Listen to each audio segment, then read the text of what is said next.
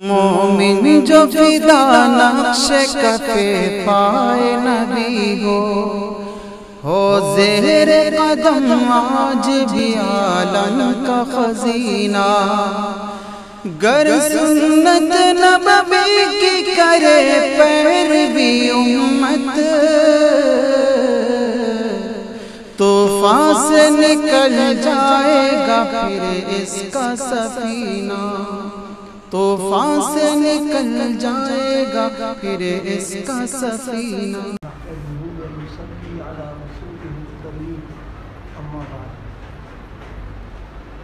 ذکر ہوا تھا زندگی کے تعلق سے دو طریقے ہیں، ایک طریقہ ہے الہیت کا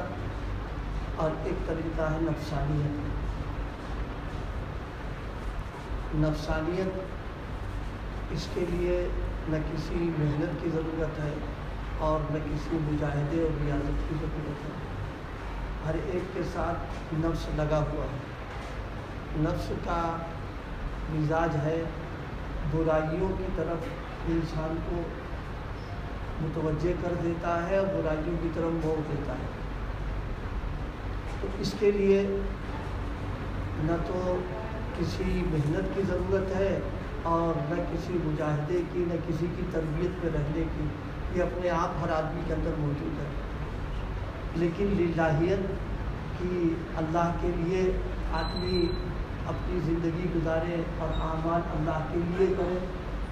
اس کے لیے محنت، مجاہدہ، ریاضت، اسی کے لیے بزرگوں کی خدمت میں حاضری، ان کے پاس آنا جانا، کیونکہ للہیت پیدا کرنے کے لیے نفسانیت کا جو مسئلہ ہے اس کو مارنا نہیں، اس کو مغلوب کر دینا اور للہیت کو غالب کرنا۔ جیسے بیماری کے لیے کسی علاج کی نہ کسی ڈاکٹر سے رابطے کی کوئی ضرورت نہیں ہے، بس پرہیزی کرے بیماری اپنے آپ آ جائے گی۔ لیکن صحت مندی کے لیے ضرورت پڑے گی ڈاکٹر سے رابطہ پیدا کرنے کے لیے کہ جو بیماری ہمارے اندر پیدا ہوئی ہے یہ کیسے دور ہو جائے۔ تو نفسانیت ایک بیماری ہے، اس بیماری کے لیے علاج اور دوا اور تدبیر، اس کا مکلف ہر مومن اور مسلمان ہے۔ کہ مومن اور مسلمان ہونے کا تقاضا یہ ہے کہ اب نفسانیت پر عمل نہ ہو،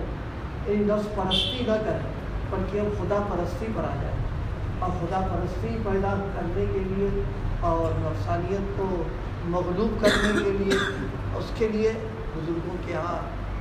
آدمی آتا جاتا ہے، محنت مجاہدہ ریاضتیں کرتا ہے، اللہ پاک کی نعمت نصیب فرماتے ہیں۔ قرآن پاک میں خود ایک موقع پر توجہ دلائی گئی ہے، اس پر ہے وَأَمَّا مَنْ خَافَ مَقَامَ رَبِّهِ وَنَهَى النَّفْسَ عَنِ الْهَوَىٰ فَإِنَّ الْجَنَّةَ هِيَ الْمَأْوَىٰ۔ اللہ پاک نے للہیت کا بھی تذکرہ کیا اور نفسانیت کا بھی تذکرہ کیا۔ وَأَمَّا مَنْ خَافَ مَقَامَ رَبِّهِ، جس آدمی میں للہیت پیدا ہو گئی اور اللہ کے سامنے جواب دینے سے، اس کے سامنے حاضری سے، سوال و جواب سے ڈر رہا ہے کہ جو کچھ ہم کر رہے ہیں اس کا اللہ کے ہاں ہم کو حساب کتاب دینا، جواب دہی ہونا ہے، اس کی وجہ سے اپنی خواہشات سے اپنے آپ کو روک رہا ہے۔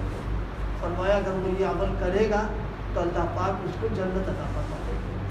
تو اب اس کا مطلب یہ نکلا،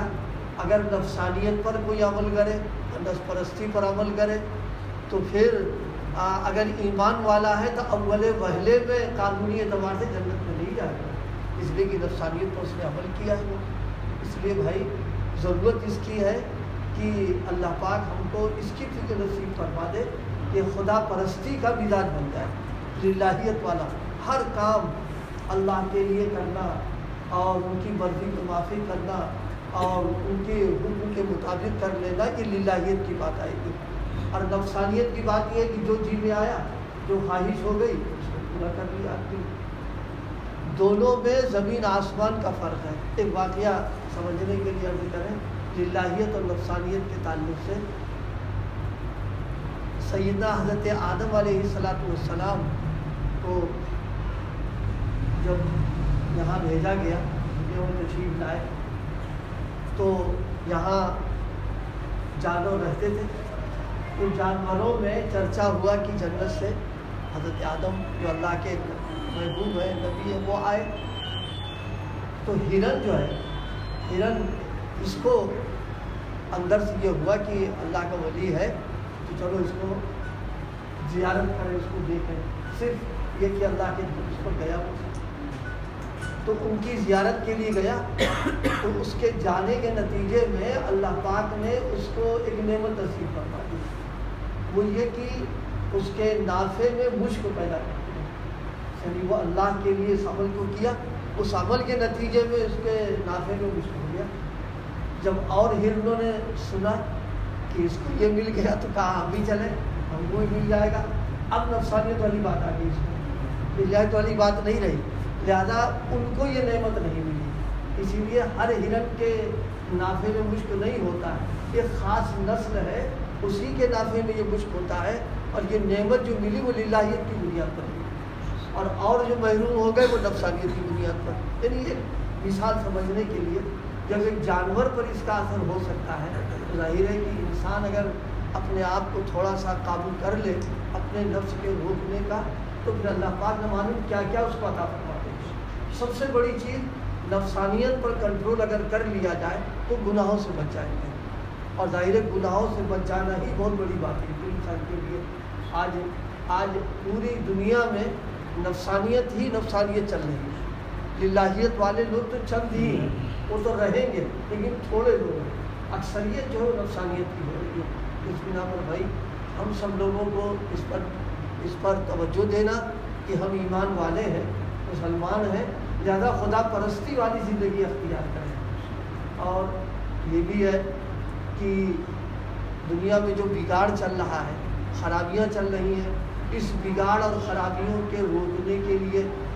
مختلف قسم کی تدبیریں اور مختلف قسم کی جو ہے کیا کہتے ہیں نظام سامنے آ رہے ہیں، لیکن بات اصل میں یہ ہے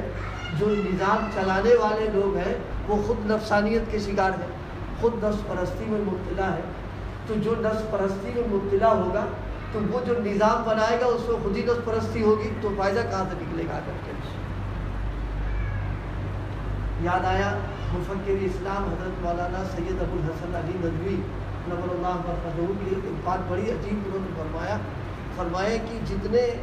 لوگ اصلاح کے لیے اس کے لیے نکل فرمائے مقصود اصلاح نہیں ہے، مقصد یہ ہے کہ جو جرائم ہو رہے ہیں یہ ہماری نگرانی میں ہو، اس کی بھی نہ ہو، تو یہ ہو رہا ہے۔ یعنی جتنے لوگ آتے ہیں سبحان اللہ کرنے کے لیے کہ یہ جرائم بند ہو جائے، یہ برائیاں بند ہو جائے، غور کر کے دیکھا جائے جب وہ اس سے خود مبتلا ہے تو کیا روکیں گے وہ؟ منشا ان کا صرف یہی ہوتا ہے کہ اس کی نگرانی کے بجائے وہ ہماری ماتحتی میں ہو، تاکہ جو فائدہ اس کو مل رہا ہم کو مل جائے اس کے اندر۔ تو ظاہر سی بات ہے وہ کام کیسے بنے گا اس میں؟ نفسانیت و للہیت کی جو بات ہے یہ اللہ والوں کیا بزرگان دین میں ہے کہ وہ خود اپنے سلسلے میں محنت ریاضت مستقل نظر رہتی ہے کہ نفس پرستی تو نہیں ہو رہی، للہیت میں فرق تو نہیں آ رہا، کہیں گاڑی پٹری سے اتر تو نہیں رہی۔ جب وہ اس نظر سے کرتے ہیں تو ان کے پاس جو آنے جانے والے لوگ ہیں ان کے اندر بھی یہی فکر پیدا ہو جاتی ہے۔ تو چونکہ اس سلسلے میں جو علاج معالجہ کرنے والے وہ خود خدا پرستی کی فکر میں ہیں، تو اس بنا پر ان کے ذریعے سے اللہ پاک کی نعمت عطا فرما دیتا ہے وہاں پر ہے۔ تو عرض کیا آج جو گزارش کی ہے وہ یہ کہ ایک ہے نفس پرستی، ایک ہے خدا پرستی۔ اللہ پاک ہم سب کو خدا پرست بنائے اور نفس پرستی سے ہم سب کی عبادت فرمائے۔